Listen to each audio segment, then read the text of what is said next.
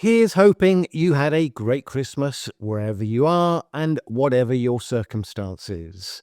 If you go by social media, not everyone's looking forward to 2025. This cartoon has been widely doing the rounds, for instance. But of course, on this channel, we are made of sterner stuff, ready to stride with purpose and optimism into the next year, keeping our heads while all about us, etc., etc.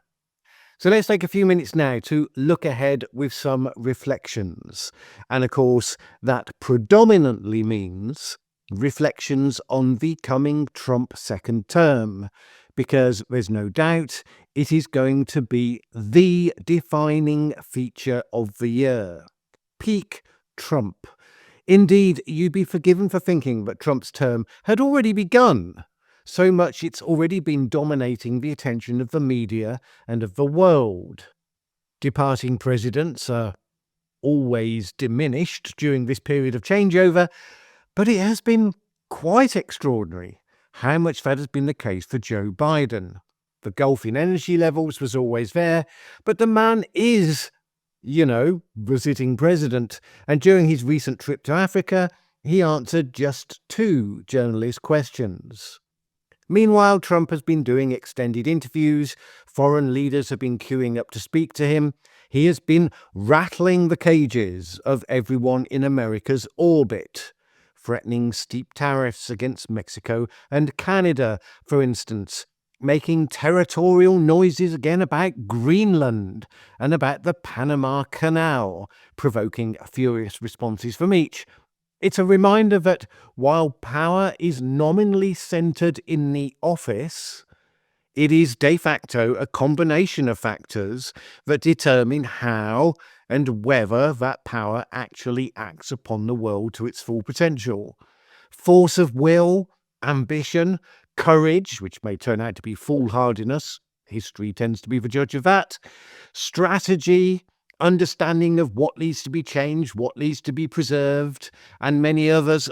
These are all things that are factors in determining who is actually as powerful, or indeed more so, as the potential power of the presidential office. Presidents spend a lot of time reacting to external events, but Trump is demonstrating how, as the leader of the world's predominant power, his intention is to be the external event to which other people are forced to respond, at least as much as is possible. Well, America voted for a change candidate.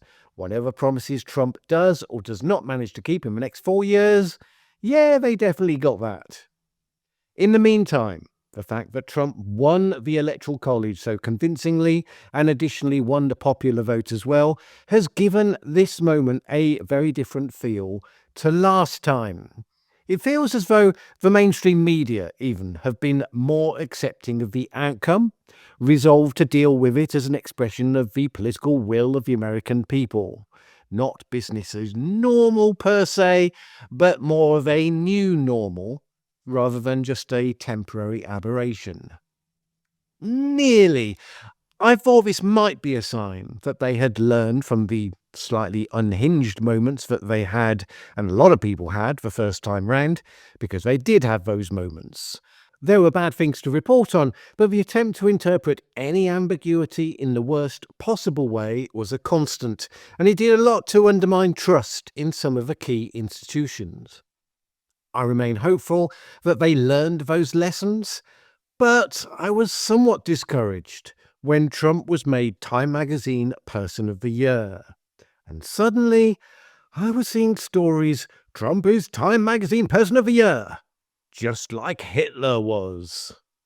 Now, it may just be that social media was doing its thing, making stories with the most polarised take seem to be the norm by making them more visible.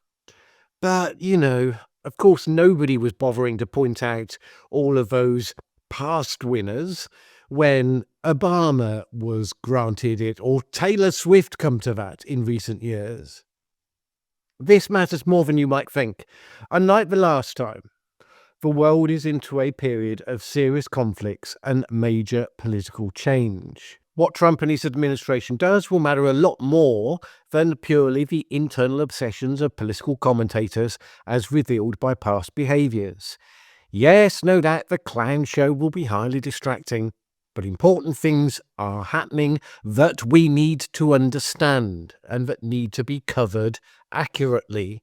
And if one of the problems for the world is the rise of post-truth politics, where things that are untrue are routinely blasted across social media and weaponized, well, a mainstream media that daily disqualifies itself from countering the genuine untruths is part of the problem, not part of the solution.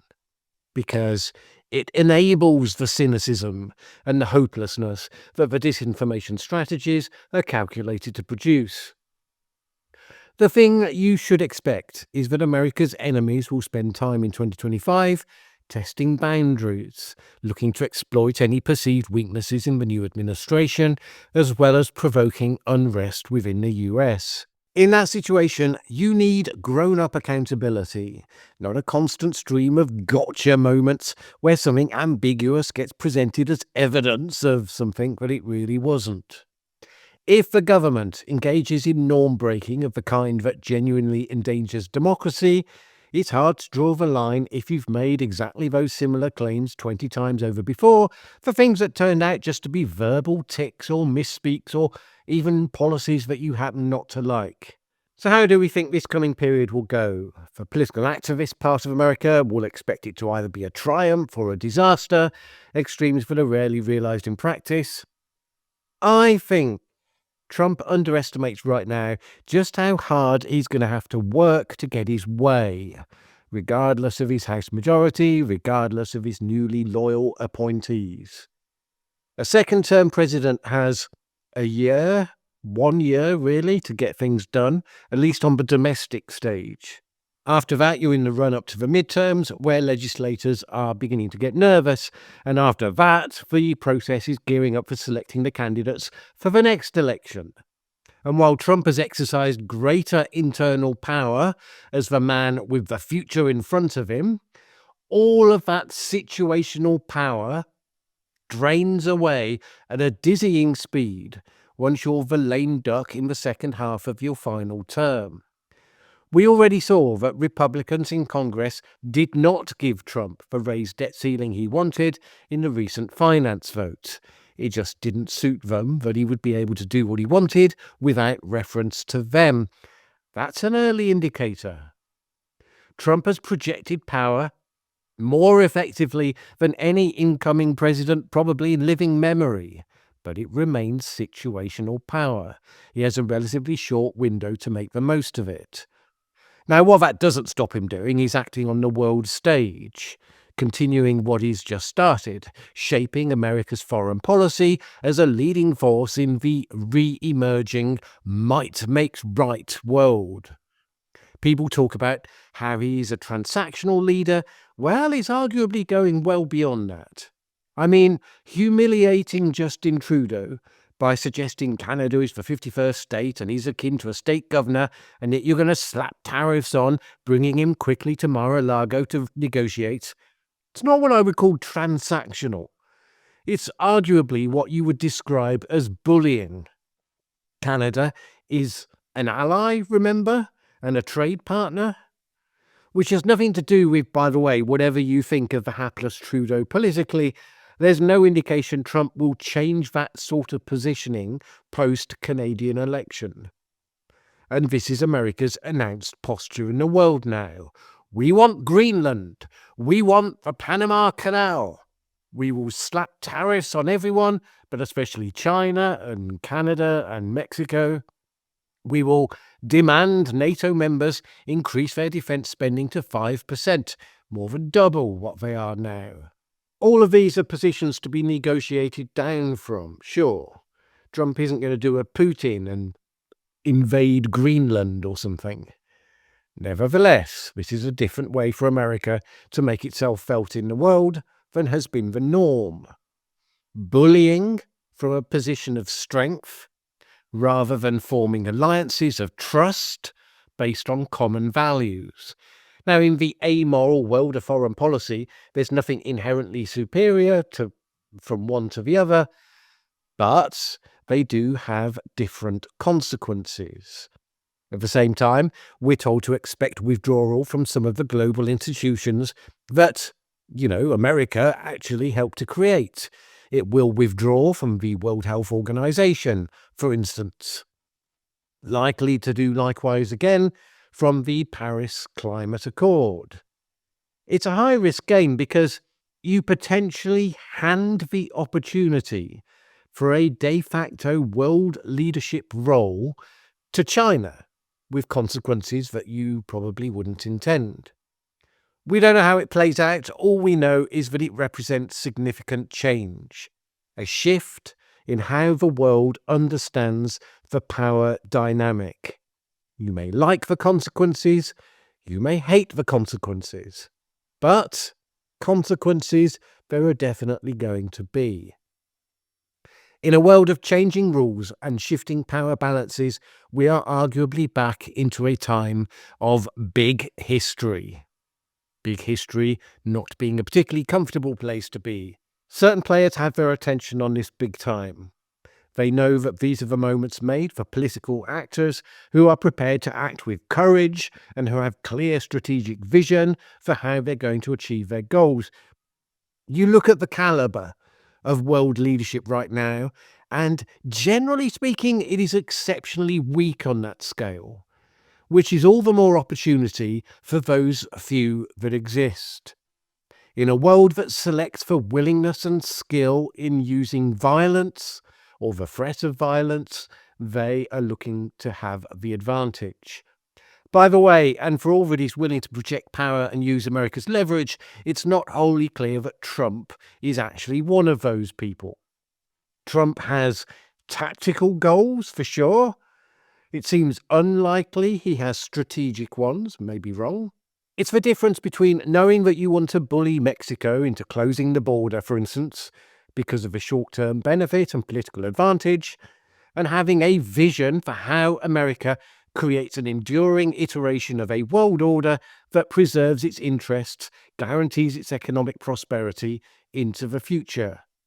Xi Jinping of China has a vision for a new world order, with China's place at the heart of it. Vladimir Putin of Russia has a vision for a return to the old world order of great powers shaping the world around them, and Russia regaining its status at the level of the greatest. The strategies they follow may succeed, they may fail, but they are consistent with those longer-term strategic aims. America's original world order, post-World War II, was that of promoting the values of democracy and freedom, of economic development, with the view that the more the world became democratic, the more economic progress there was, the more this would tend to stability and the best environment for the United States to continue to thrive. Setting up global institutions to promote that economic development, such as the World Bank and the IMF, supporting the United Nations based around universal rights and the integrity of existing national borders, and promoting economic deregulation, the globalization of capital and trade. These were all consistent with that longer-term strategic aim. But now the tide has turned. Democracy is arguably in decline, partly because autocracies have emerged as the newly most powerful emerging nations, and also because these autocracies have learned how to effectively use post-truth disinformation to destabilize democracies, perhaps to even make the process of democracy unviable in the modern age. So it is indeed a pretty big question. What should be America's strategic goals for the coming century? Should they change? Have they changed? And do we think Donald Trump, or indeed any of the advisors to whom he might actually listen, have a feel for the chessboard on that larger scale? I think it's unlikely, as I think it's unlikely that Trump will succeed in achieving the majority of his domestic aims for his coming term. For all that, I'm sure he will have some successes. But, in my view, he has already failed the first test of leadership. The best private sector leaders surround themselves with the most talented other leaders possible to be in their core team. Highly competent people who can be set their part of the task and largely left to solve the problems themselves. Weak leaders hire people weaker than themselves because they're afraid of being overshadowed. In his first term, Trump was famous for getting twitchy as soon as someone was seen to, quote, becoming more famous than he was. They would get fired. The point is, that mattered less in the first term. Trump was surrounded by conventional Republicans. He didn't really know much about what he wanted to do. This term is supposed to be different. This term, he has come in with the avowed intent to be a much more effective disruptor, a radical reformer. He's going to purge the deep state, reshape the various institutions. His Doge billionaire buddies are going to strip out all the bloated bureaucracy. And let's be clear, America, like the UK, like Europe, almost certainly needs that sort of radical surgery, whether it would look exactly like what he intends or not. The deep state doesn't resemble the conspiracy theory, but it is nevertheless steeped in self-interest, wastefulness, all sorts of things that have accumulated over decades that could do with being swept out. But changing things is hard. Corporate CEOs, who in principle have all the power they need to make changes, they fail more often than they succeed. And this job is so much more complicated. Elon Musk could go into Twitter and fire a majority of the people there, and because of the nature of that business, hardly anybody noticed. But the government is not the same sort of animal. Reckless action will have egregious consequences on real people. And nobody can be appointed who's going to have the authority simply to step in and do that sort of sweeping action anyway. Congress has to get involved. Some of those lawmakers expecting to be approaching their next election after Trump has already finished his term, they will be increasingly less inclined just to fall in line, particularly with the dramatic stuff. So to have any chance of achieving a radical program of change, you need the most highly competent people. People who know how to be disruptors, sure, but also people who know how to be builders and how to run large organizations. Now, those people exist in America. Obviously, they could be brought into the mission. They just won't necessarily swear the loyalty oath, where they have to pretend that Donald Trump won the 2020 election. And so we've ended up not just with disruptors, but in a few high-profile examples, people who are not qualified and not fit to serve the offices for which they've been nominated. The discussion is all about whether Trump can force those nominations through the Senate, and that's just not the point. If they get through, or if someone nominally less objectionable has to take their place instead, they still won't be the high-caliber operators you would need to make this extremely ambitious task work. So what about the rest of his program? From his 20 headline policy priorities that he issued during the election campaign, Trump will inevitably have some wins. And I say inevitably because he will kind of get them by default. I mean, he promised to make America the dominant energy producer. Well, it already is, so job done there, I guess. He promised to bring America record levels of success on a number of economic measures. That's already true. He promised to keep the dollar as the world's reserve currency. It would be hard for that to stop being the case in just 4 years. Its position will likely be eroded during that time for sure. But, of course, some of it will be a lot harder. He said he would carry out the largest deportation of illegal immigrants in American history. So Eisenhower is supposed to have deposed just over 1 million people in 1954. I guess that would be the benchmark. For recent comparison, Barack Obama deported just over 400,000 in 1 year at the peak of his efforts. That will present larger political and logistical challenges, because there will be things to overcome, there will be obstacles, like building the wall in his first term. It may be one where some symbolic action is taken, well short of the original promise, but that is then used as the basis to declare victory. We'll see. It certainly will be one of the highest profile aspects in the early stages. The big question mark really, though, will be the fluid foreign policy situations. If Trump were able to deliver, not on his first day, because that was just hubris, but if he was able to deliver in some accelerated timescale an end to the war in Ukraine without capitulating to Putin, that would be a massive achievement and a stark contrast to the lukewarmism of Biden and the European allies. Of course, if he forces an end by requiring capitulation to Putin, it would be the exact opposite, but I think he does seem to know that now. The same goes for the Middle East. If a man whose administration, after all, brokered the Abraham Accords could bring a durable peace between Israel and at least most of its neighbours, that would put him in the rank of the most consequential world leaders in modern times, by default. The odds are against both of those things happening, but that's rather the point. These are hard things to do. Modern leaders of a conventional type have not had the calibre, or perhaps just the situational good fortune, to come close to achieving those things.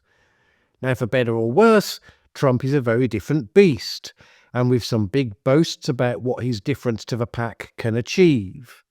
Hence how his looming arrival has been casting its long shadow across the world for the last year, frankly.